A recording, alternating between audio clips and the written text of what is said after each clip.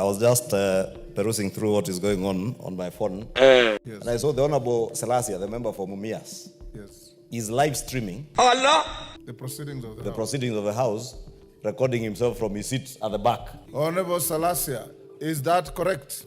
Maybe, Speaker, I'll have to confirm with what he's talking about. And saying very unpalatable things on live media. Now, request that you ask him to even delete those things and apologize to the House. Were you streaming the proceedings live and making comments along the way? Comments that your colleagues are saying are unpalatable? Maybe I apologize.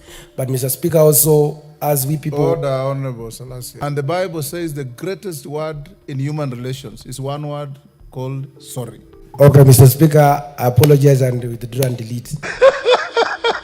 Today that I am privileged to speak from the seat of the majority leader. Majority. And I so happen to be the minority leader as of now, Mr. Speaker. So today afternoon, I just switched the seats and I took over the role of majority leader, Mr. Speaker. Mr. Speaker, let me first welcome members back to the House after the long recess. Even when I sat on the seat, it is very warm, Mr. Speaker, unlike mine, which was very cold, Mr. Speaker. But Junet, he said that this seat seems to be warm. I didn't know the seats of Parliament have different warmth, Mr. Speaker. But Mr. Speaker, I don't foresee myself leaving this seat anytime soon. This seat is a seat like any other in this House. I know in a presidential system, Honorable Speaker, any member can sit anywhere. I don't see myself leaving this one anytime. If the Honorable Junet feels this seat is warmer than his, we must make sure that we warm Junet's seat wherever he sits, so that he feels the warmth of the House. But having said, Mr. Speaker, as you are aware and as you have alluded to, Mr. Speaker, there is a court ruling. And Mr. Speaker, if you look at the judgment of that court, the court actually infer that because of the position you hold as Speaker and also as Chairman of your party, Mr. Speaker, it is not as party leader of your party.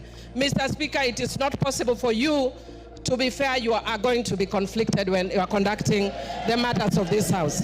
Mr. Speaker, I therefore humbly request you to step down and mandate Honorable Gladys Boschole to take over in discharging the functions as the Speaker because of your conflict of interest. A court ruling has only got two decisions, Mr. Speaker. There is no third way about it. One is to obey it, and secondly, if you have any avenue of appeal, you exercise that right of appeal, Mr. Speaker. Honorable Speaker, the matter before us is a straightforward matter.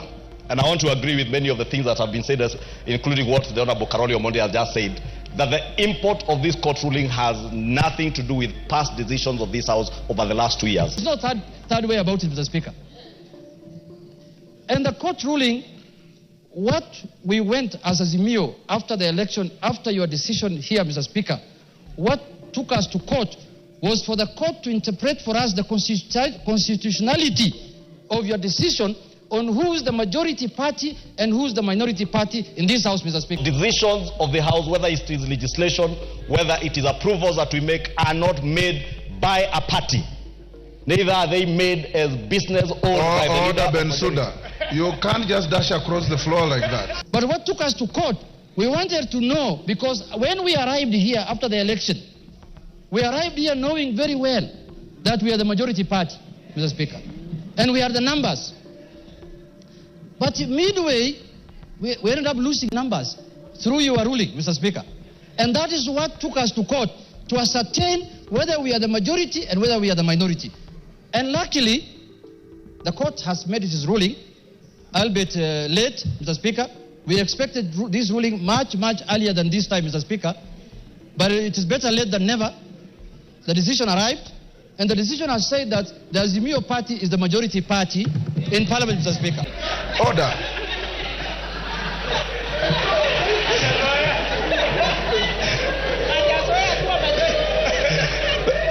Thank you, Honorable Speaker. Honorable Bensouda is not used to sitting on this side of the House, so we may forgive her. Honorable Speaker, I was saying that decisions of the House are decisions of Parliament. That is why when we move a bill, a government bill, moved by the leader of majority, when it is approved by the House and enacted as law, it becomes an act of Parliament, not an act of the leader of majority or an act of the government of Kenya. I so happen to be the minority leader as of now, Mr. Speaker. So today afternoon, I just switched the seats and I took over the role of Majority Leader, Mr. Speaker. And I am capable of doing that work, Mr. Speaker.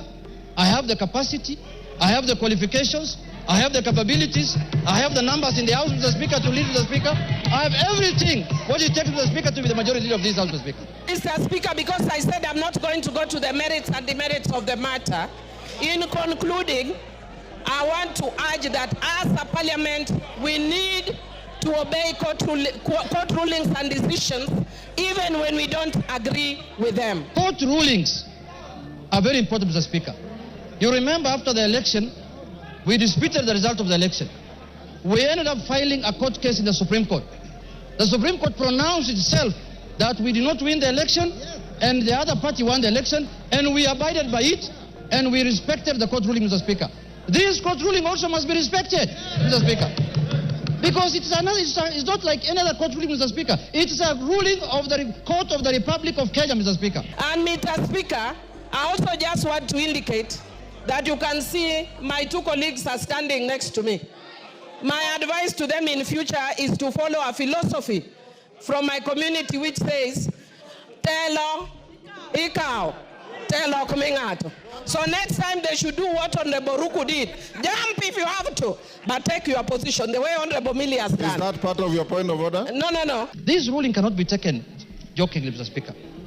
When I went through it last evening, Mr. Speaker, these judges are raising very serious fundamental issues. They are raising issues relating to violation of the Constitution, Mr. Speaker. And you remember we impeached someone here because he violated the Constitution, Mr. Speaker. Mr. Speaker, if this matter is not addressed, we are going to have a constitutional crisis. Mr. Speaker, I'd want to say that actually if you look at this side of the House today, we are seeing broad, Mr. Speaker. Mr. Speaker, if we want to see good faith, we want to see if it is also based. So for that reason, Mr. Speaker, jurisdictions all over the world and democracies all over the world that we borrowed from, even this presidential system that we are running today, that is running in this country, Mr. Speaker. In the United States, there are times when the executive is from the Republican Party and the House is ruled by the Democratic Party, and life goes on. It doesn't matter that we are going to oppose everything that the government wants to do. If government brings here bills and policies that are of benefit to the country, we will support it, Mr. Speaker. And as you know now, many things have gone under the bridge. There is this animal called also broad-based, Mr. Speaker. We want to broaden, deepen, and tighten this relationship, Mr. Speaker. If I may borrow your words, we want to broaden it, deepen it, and tighten it, Mr. Speaker, so that we can have a country that is cohesive, Mr. Speaker. Mr. Speaker, there is no way we are going to have this animal in place, and then when we want to become the majority, people look at us with suspicious eyes. How can it be, Mr. Speaker? Members of Parliament are members of Parliament. They work under the Article 95 of the Constitution, which has given them the roles of oversight, legislation, and representation, Mr. Speaker. We are not going to do our business outside Article 95, Mr. Speaker. So, I want to allay fears here that the majority in the House must be from the ruling party. That this ruling is giving us posterity. This is doing things for posterity, Mr. Speaker. Next election, or the other election in 2032, a government might come in place where the president garners the majority votes and is elected as the president, but he will not have numbers in Parliament. His numbers might be few in Parliament, and he becomes a minority. So this is now the trend we are setting, that Parliament is independent, judiciary is independent, executive is independent. We have no problem with the executive to do their work, and we know the President of the Republic of Kenya as of today is Honorable William Samoei Ruto, Mr. Speaker. There is no doubt about that. So there should be no ambiguity and doubt that the majority leader in the National Assembly is Honorable Junet, the Member of Parliament for Junet, Mr. Speaker. Mr. Speaker.